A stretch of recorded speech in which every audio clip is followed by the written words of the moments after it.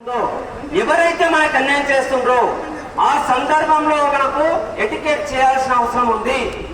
ముఖ్యంగా ఈరోజు NPS OPS రావాలని చెప్పేసి కొత్తగా వచ్చినటువంటి యూపీఎస్ రద్దు చేయాలనే ఉద్దేశం మెయిన్ ఎజెండా పెట్టుకుని ఈరోజు దేశవ్యాప్తంగా నిరసన కార్యక్రమం తెలియజేస్తుంది.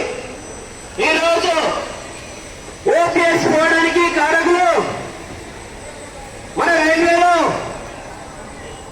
ఎన్పిఎస్ ఇంటర్వ్యూ చేయడానికి కారకులు మన సిస్టర్ ఆర్గనైజేషన్ అటువంటి నాయకులు కొంతమంది కుట్రలు కుతంత్రాలు చేసి ఈరోజు ఎన్పిఎస్ ని ఇంట్రడ్యూస్ చేయడం జరిగింది 2002లో. అప్పటి నుంచి ఇప్పటి వరకు 22 సంవత్సరాలు జరుగుతూ ఉన్నా మనం దాన్ని ఎండగట్టి దాన్ని రద్దు చేయించుకునే పరిస్థితులు ఏమో మన ఐక్యతనే దీనికి ఫెయిల్ అవుతున్నాము. మన కార్మికుల్లో ఐక్యత లేదు. అది ఎప్పుడైతే వస్తుందో మనం అనుకున్న కోరికలే ఒక్కరోజు మన రైల్వేని గంట సేపు ఆపితే వేల కోట్ల రూపాయలు దేశానికి ఆర్థికంగా నష్టం చేసిన వాళ్ళవుతాం. కానీ 30 నుంచి 40 సంవత్సరాలు సర్వీస్ చేసే కార్మికునికి ఏదైతే ఉందో 60 సంవత్సరాలు రిటైర్ అయిన తర్వాత మన ఫ్యామిలీకి రావాల్సిన బెనిఫిట్ రాకపోతే మనం ఎట్లా చేయించుకోవాలి అంటే కుషించిపోతూనే ఉండాలా? మనతో పాటు మన కుటుంబం మన పిల్లలు కూడా కుషించిపోవాలా? వాళ్ళు కూడా ఆర్థికంగా మనం డిపెండ్ అయిన వాళ్ళు కూడా నాశనం అవుతాము. అది పరిశ్రమ పోతున్నారా? మనం ఎందుకు ఎడుకట్టు కాలేకపోతున్నామని నేను నా ప్రశ్న.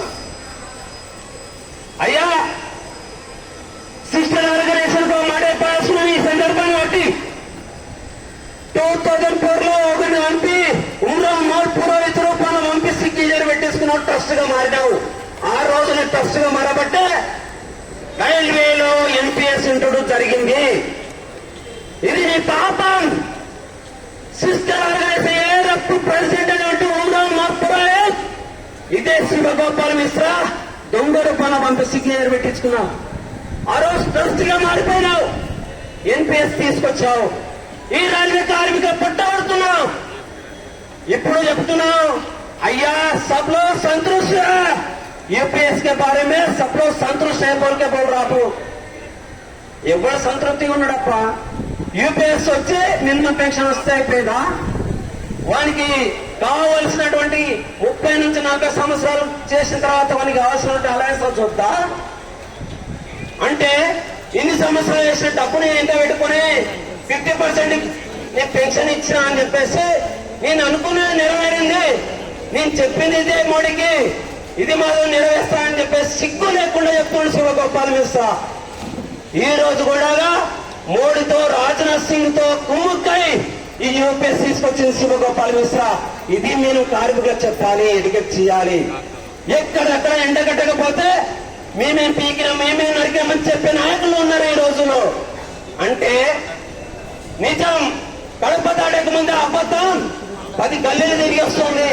ఈ విషయాన్ని మనం కార్మిక లోకానికి ఎడ్యుకేట్ చేయాలి. మనం పేపర్ రూపంలో ఇవ్వాలి. ట్రస్టీగా మారిన పేపర్ కూడా వాళ్ళ ముందర పెట్టాలి. ఈ విధంగా ఈ సందర్భాన్ని బట్టి నేను చెప్తా ఉన్నా. అదేవిధంగా పెండింగ్ లో ఉన్నటువంటి ఎన్నో విషయాలు ఉన్నాయి. Risk and hardship allowances own engineering department లో తూతూ మంత్రంగా పెట్టి కార్మికులను అడ్డు వేస్తా ఉన్నారు. అయ్యా ఈ ఎన్పిఎస్ ఒక్కటే మనకు దేశవ్యాప్తంగా అన్ని దాంట్లో ఇంట్రొడ్యూస్ చేయలే. కొన్నిట్లో ఓపీఎస్ ఉంది. చట్టాలు చేసే పార్లమెంట్ చేసే అసెంబ్లీలో చట్టాలు చేసే నాయకులకు ఓపీఎస్ వర్తిస్తుండ్రు. వాళ్ళ చట్టం మా చేతిలో ఉంది. చుట్టం అయిపోయింది. వాటి ఏం మాట్లాడతారు చట్టం ఎవరి చర్చ లేకుండా జీతాలు పెంచుకుంటున్నారు. ఒక్కటికి 10 జీతాలు పెంచుకుంటున్నారు. చట్టం వాళ్ళ చేత చుట్టం.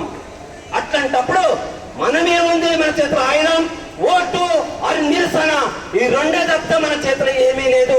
దీనికి కావాల్సింది మీరందరూ ఏకం కావాల్సింది మనం అంతాము ఎన్నుకోండి నడిపేయడానికి మన మట్టి అక్కడ మరిగా ఎప్పుడే కార్మికుల కోసం 24 గంటలైన పనిచేస్తా ఉన్నాడు.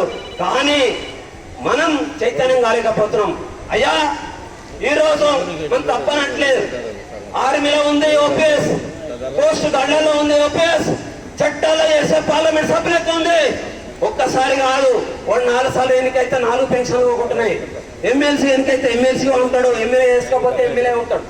ఇట్లా ప్రతిసార్లు వాడు రిటైర్డ్ అయ్యేదాకా ఏదో టీ తీసుకుంటూనే ఉంటాడు. వారసత్వంగా వాళ్ళకి వచ్చే పెన్షన్ వాళ్ళకి వస్తున్నాయి. వాళ్ళకి ఏం నొప్పి? దేశాలు రాష్ట్రాలు అప్పులపాలవుతున్నాయి. రాజకీయ నాయకుల ఆశలు మాత్రం కోట్లలో పెంచుతున్న, లక్షల కోట్లు పెరుగుతా ఉన్నాయి. అబనీస్పై దుబాయ్లో, యుఎస్ లో అక్కడ ఇక్కడ పెడతా ఉన్నారు, ఇన్వెస్ట్మెంట్ చేస్తా ఉన్నారు.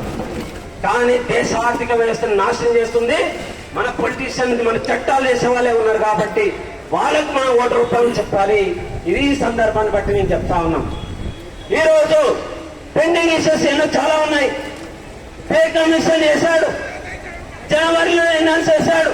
కానీ దాని కమిటీ ఎవరు, దాని వ్యవస్థ ఎవరు పనిచేస్తాడో, ఎట్ట చేయాలనేది ఇప్పటివరకు కూడా అనౌన్స్ చేయలేదు.